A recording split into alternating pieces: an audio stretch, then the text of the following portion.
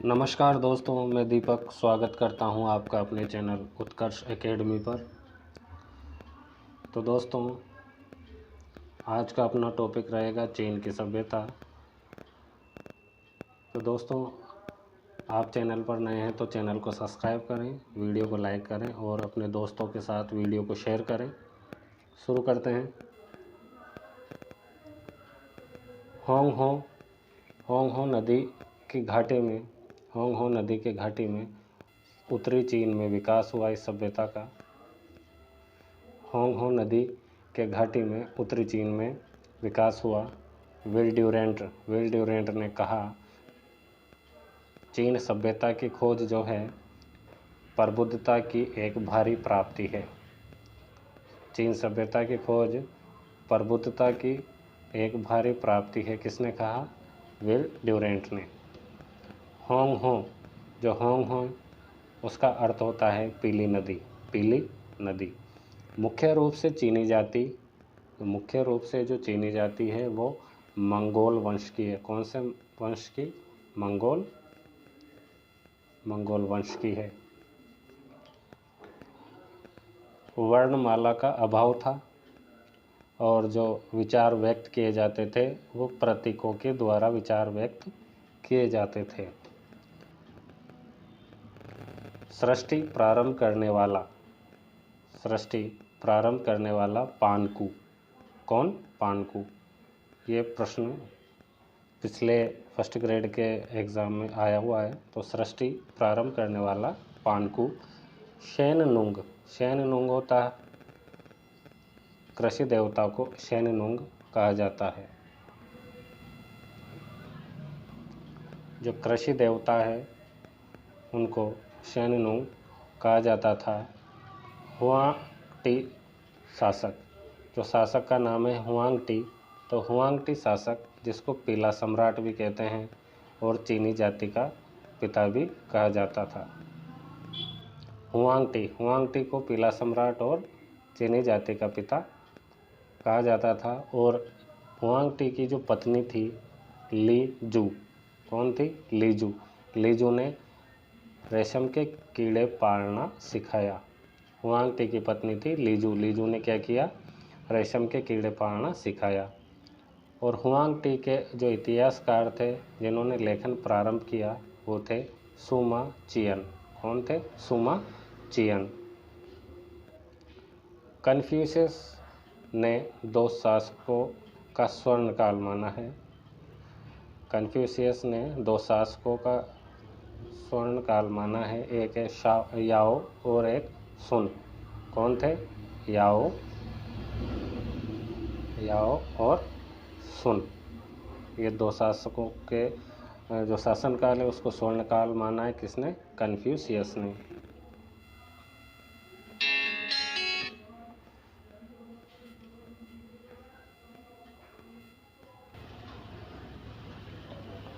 वंश की बात करें तो प्रथम वंश है शिया वंश। कौन सा वंश?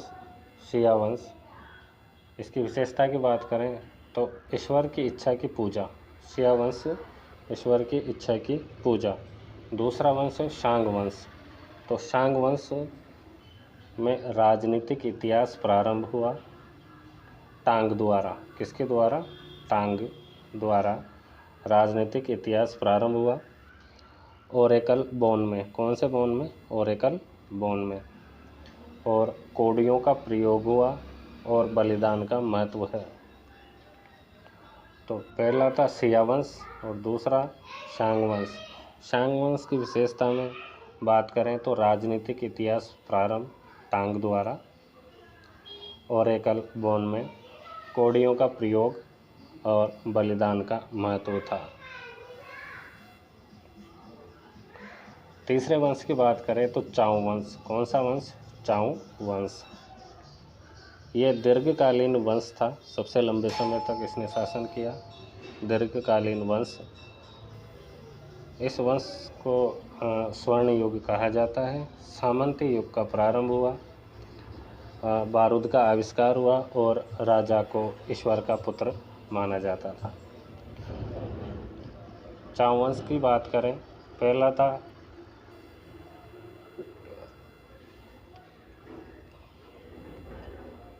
सिया वंश, दूसरा शांग वंश और तीसरा चाव।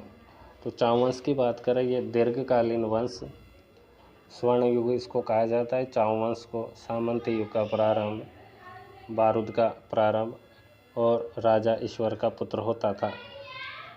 चीनी इतिहास का सबसे विशिष्ट व्यक्तित्व, चीनी इतिहास का सबसे विशिष्ट व्यक्तित्व चाओ कुंग, चाओ कुंग, चाओ कुंग।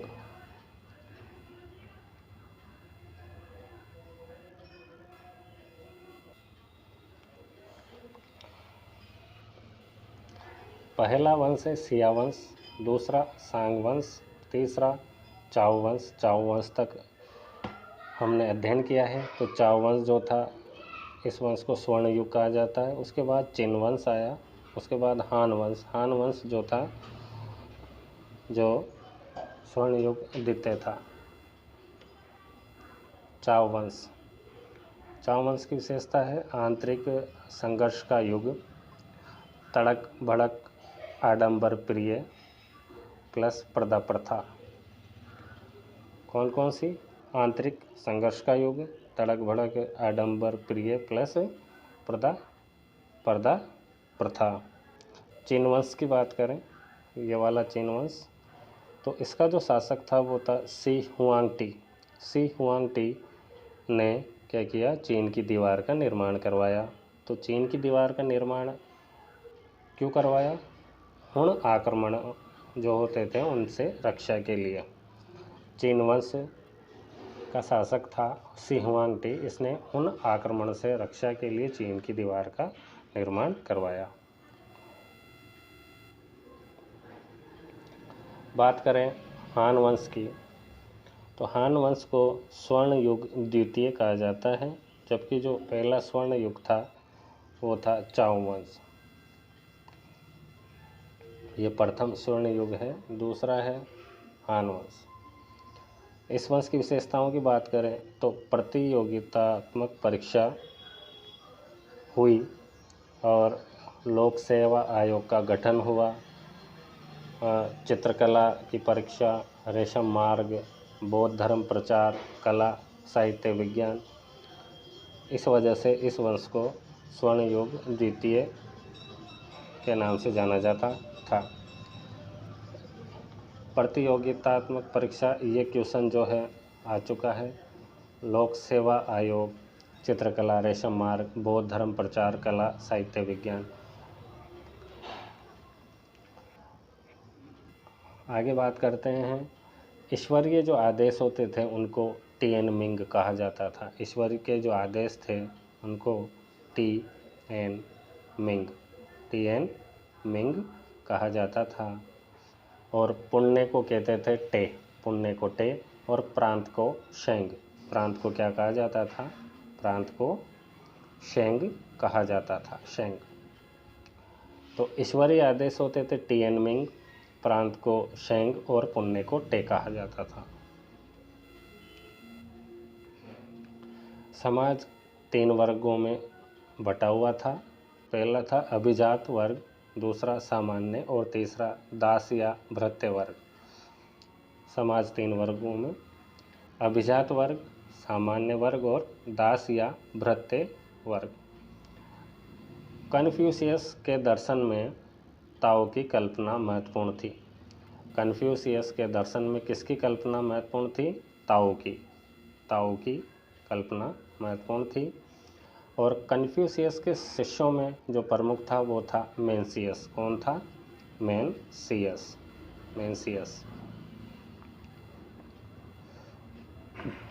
समाज 3 वर्गों में विभक्त था, अभिजात वर्ग, सामान्य और दास भृत्य वर्ग। कन्फ्यूशियस के दर्शन में ताओ की कल्पना महत्वपूर्ण थी, ताओ की कल्पना। और कन्फ्यूशियस के जो शिष्य थे उन शिष्यों में जो प्रमुख था वो था मेंसियस। ताओवाद क्या था? यह कन्फ्यूशियस की विरोधी विचारधारा, कन्फ्यूशियस की विरोधी विचारधारा ताओवाद कहलाती है, ताओवाद कहलाती है। आगे बात करते हैं, तो इस चीन की सभ्यता में बारूद का, रेशम का, कागज़ का कुतुबनुमा और छापाखाना इनका आविष्कार हुआ।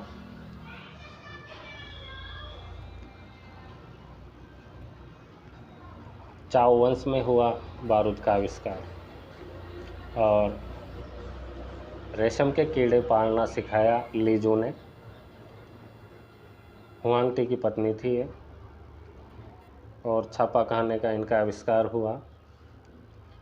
तो प्रश्न आ सकता है कि कौन सी सभ्यता में बारूद का, रेशम, कागज़, कुतुबनुमा और छापाखाना का आविष्कार हुआ? तो चीन की सभ्यता इसका आंसर रहेगा। मंदारिन क्या होता था? मंदारिन होता था विद्वानों का वर्ग। विद्वानों का वर्ग मंदारिन कहलाता था। पेगोड़ा मंदिर को कहा जाता था, पेगोड़ा। और शुंग वंश का जो अंत हुआ वो कुबलाई खां के द्वारा। कौन से खां के द्वारा? कुबलाई खां के द्वारा शुंग वंश का अंत हुआ। प्रसिद्ध इतिहासकार थे ससुमचियन। ससुमचियन। Confucius plus Mahatma Buddha. मिस्र के जो पिरामिड थे वो चींटियों के घर बताया वाल्टेयर ने। मिस्र के जो पिरामिड हैं उनको चींटियों के घर बताया वाल्टेयर ने। और शंकराचार्य का जो मायावाद है वो ताओवाद के बराबर है। तो ताओवाद क्या था? कन्फ्यूशियस की विरोधी विचारधारा। बारूद, रेशम, कागज़, कुतुबनुमा, छापाखाना इसका आविष्कार चीन की सभ्यता में हुआ। मंदारिन कहा जाता था विद्वानों का वर्ग जो होता था उनको मंदारिन कहा जाता था, पेगोड़ा मंदिर को। शुंग वंश का अंत किया किसने? कुबलाई खां द्वारा शुंग वंश का अंत किया गया। प्रसिद्ध इतिहासकार ससुमचियन।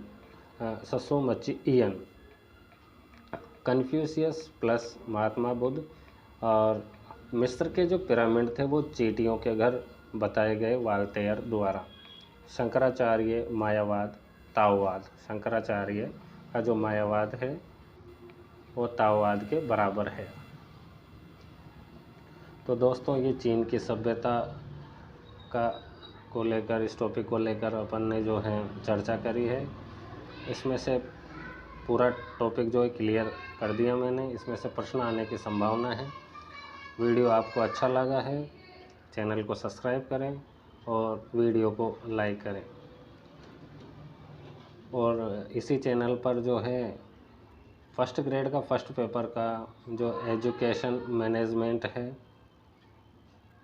प्रबंधन वाला, वो पूरे टॉपिक कराए हुए हैं।